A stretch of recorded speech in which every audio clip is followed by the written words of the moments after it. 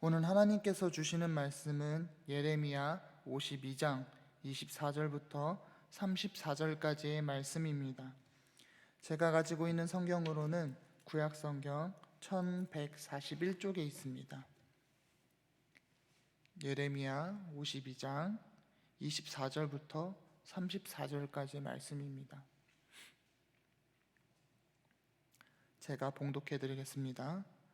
사령관이 대제사장 스레아와 부제사장 스바냐와 성전 문지기 세 사람을 사로잡고 또 성 안에서 사람을 사로잡았으니 곧 군사를 거느린 지휘관 한 사람과 또 성중에서 만난 왕의 내시 7명과 군인을 감독하는 군 지휘관의 서기관 하나와 성에서 만난 평민 60명이라.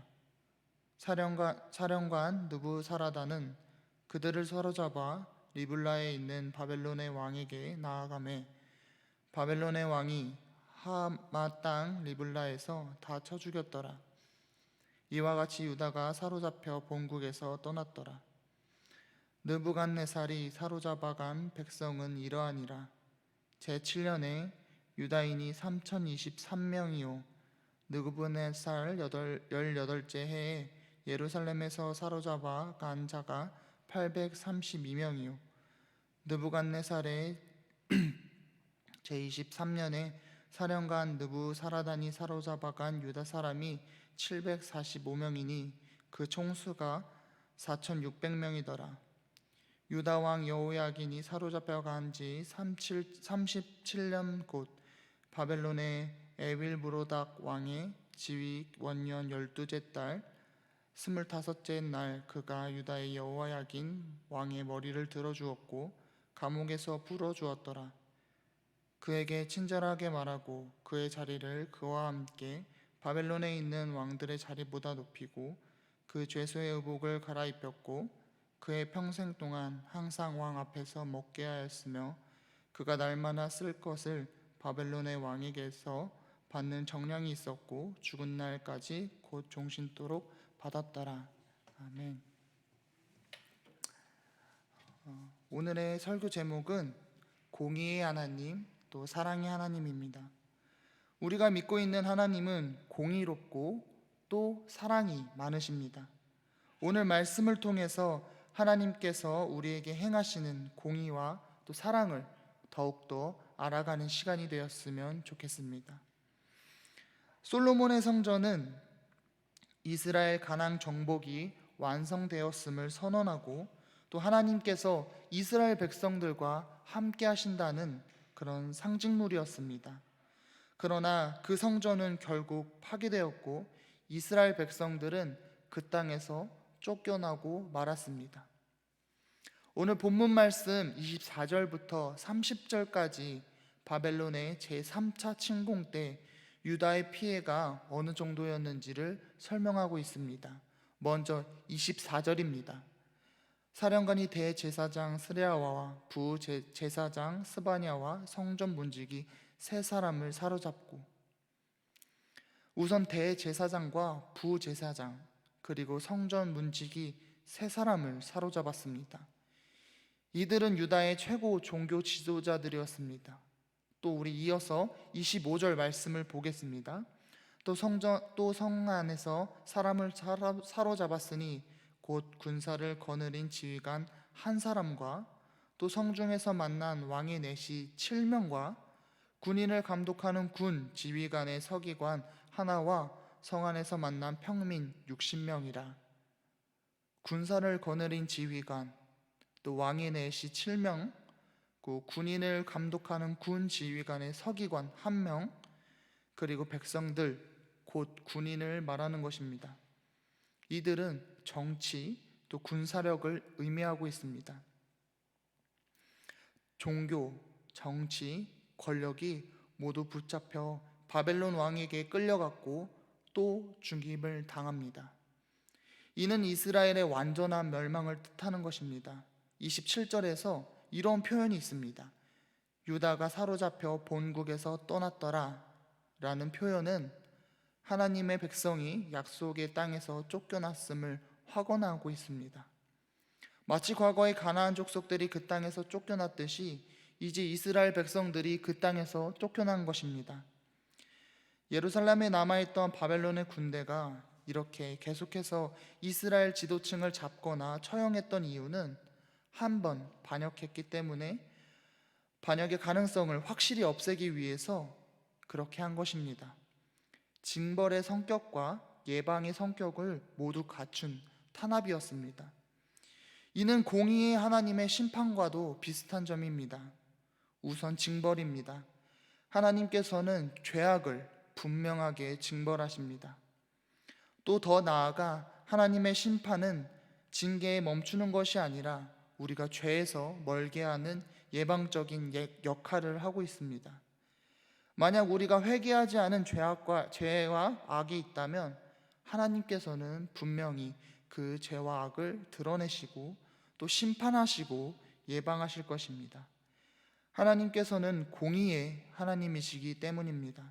죄로 인한 징계를 경험했다면 우리는 죄를 멀리하는 지혜를 얻어야 합니다. 그러나 이스라엘 백성들에게 소망이 완전 사라진 것은 아닙니다. 하나님께서는 공의의 하나님이시기에 죄를 심판하시지만 또 사랑의 하나님이시기에 회복의 소망을 주십니다. 본문은 바벨론 군대가 예루살렘을 3번 걸쳐 침공했고 몇 명의 포로가 사로잡혀갔는지 말하고 있습니다. 이는 야곱의 가족 70명이 가나안을 떠나 애굽에 내려간 사건을 연상시킵니다.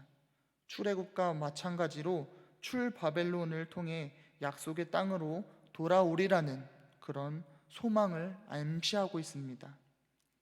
죄로 인해서 혹독한 징계를 당하고 있더라도 하나님의 백성에게는 소망이 완전히 사라지는 것이 아님을 우리는 기억해야 합니다. 하나님은 절대로 당신의 백성들을 버리시거나 또 포기하지 않는 것을, 또 반드시 회복을 명하실 것을 우리가 기억해야 합니다. 예레미야서에서의 마지막 기록은 여호야긴의 왕이 석방되고 또 바벨론의 왕의 호의를 받았다는 것입니다. 31절부터 32절까지의 말씀입니다. 유다 왕 여호야긴이 사로잡혀간 지 37년, 곧 바벨론의 에윌무로닥 왕의 즉위 원년 12째 달 25째 날, 그가 유다의 여호야긴 왕의 머리를 들어주었고 감옥에서 풀어주었더라. 그에게 친절하게 말하고 그의 자리를 그와 함께 바벨론 있는 왕들의 자리보다 높이고. 이는 예레미야가 바라보았던 소망이 싹트기 시작했음을 보여주는 아주 중요한 기록입니다. 여호야긴이 아버지 여호야김이 죽은 후 바벨론에 의해 예루살렘이 포위당한 상태에서 18세에 유다의 왕으로 등극합니다. 단 석 달을 버티다가 항복하고 바벨론에 끌려갔습니다. 여호야긴은 37년간 55세가 될 때까지 각종 수모와 고통 속에서 지냅니다. 그는 이렇게 죗값을 치렀고 하나님은 여호야긴이 포로 상태에서 벗어나게 하셨을 뿐만 아니라 바벨론에 끌려온 다른 왕들보다 높은 자리에 오르게 하셨습니다. 33절부터 34절 말씀입니다. 그의 죄수의 의복을 갈아입혔고 그의 평생 동안 항상 왕의 앞에서 먹게 하였으며 그가 날마다 쓸 것을 바벨론의 왕에게서 받은 정량이 있었고 죽는 날까지 곧 종신토록 받았더라. 여호야긴이 죄수의 의복을 벗었고 또 왕의 앞에서 양식을 먹는 곧 고위급 신하의 지위에 오르게 되었습니다. 이는 창세기에서 요셉이 노예로 애굽에 끌려왔지만 결국 총리의 자리에 오른 것을 연상시키십니다. 이는 하나님이 유다를 구원하실 새로운 섭리가 시작되었음을 암시해 주는 것입니다. 여호야긴이 풀려나고 21년 후 바벨론이 바사에 의해 멸망당합니다. 그리고 이스라엘의 회복의 역사가 시작되어집니다. 그런데 우리가 여기서 꼭 기억해야 할 것은 하나님이 왜 여호야긴에게 이러한 은혜를 베푸셨는지에 대해서 성경에는 아무런 기록이 없다는 것입니다. 여호야긴이 회개하고 또 경건한 삶을 살았다는 그런 기록이 없습니다. 단지 하나님이 유다 민족의 바벨론 포로 기간을 70년으로 정하시고 그 후에 해방시켰듯이 여호야긴에 대해서도 37년의 수감 생활을 정하시고 궁유를 베푸셨다는 것을 우리가 짐작할 수 있을 뿐입니다. 하나님의 구원의 역사는 주권적인 하나님의 은혜에 있습니다. 하나님이 인류의 죄를 사하기 위해 예수 그리스도를 보내신 것이 그 은혜의 정점입니다. 로마서 5장 8절을 제가 한번 읽어드리겠습니다. 우리가 아직 죄인 되었을 때에 그리스도께서 우리를 위하여 죽으심으로 하나님께서 우리에 대한 자기의 사랑을 확증하셨느니라. 죄인들이 돌이켜서 하나님의 아들을 보내신 것이 아닙니다. 우리가 아직 회개하지 않고 우리가 아직 죄인 되었을 때에 아들을 보내셔서 우리를 향한 하나님의 사랑을 확증하신 것입니다. 그러므로 여호야긴 왕에게 있었던 구원과 또 회복의 역사는 유다 민족을 향한 회복뿐만 아니라 인류를 향한 하나님의 구속의 역사에 대한 징표입니다. 하나님의 구원의 역사는 하나님의 지극한 사랑과 은혜로 이루어집니다.